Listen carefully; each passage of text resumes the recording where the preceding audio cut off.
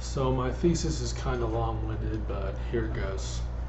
It's necessary for the U.S. government to take action to de-establish the growing monopolies in big tech, thereby limiting any single company's overall internet influence.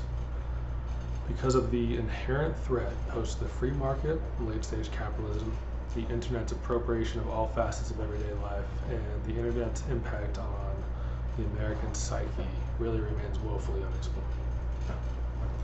So to back up my thesis statement, it became pretty clear pretty quickly that I really needed to prove how powerful the internet has and will become, and why it's important to limit any one company's influence over it.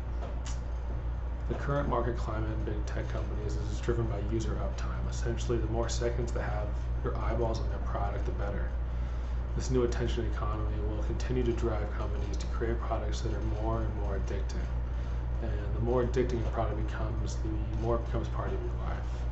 And the more it becomes part of your life, the more control it has over you. Until the only media that you see has been specifically and algorithmically chosen for your eyeballs. And what effect will these new internet platforms that are taught to seek and destroy our brain's dopamine have on us psychologically? I mean, I'm not a psych major, but I don't think it's going to end up well.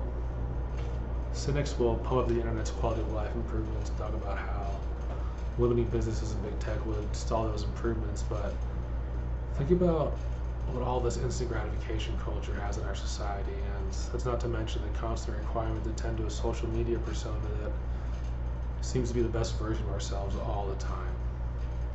It's clear that despite any quality of life improvements that there have been, that allowing one company influence over such a powerful platform would really have dire consequences. Switching over to question 2, the most important thing that stood out to me over the research process in this course was really how important the outline can be for the writing process overall. Being able to have an active outline really helped me form my random thoughts into a more coherent argument. It doesn't really need to be as formal as what we did in Module 5.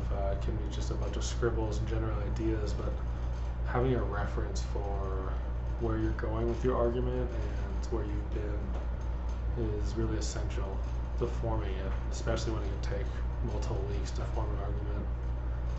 And I also noticed that when you do have an outline, it's a lot easier to get your research done for certain sources. When you know what you're looking for exactly, they come a lot quicker.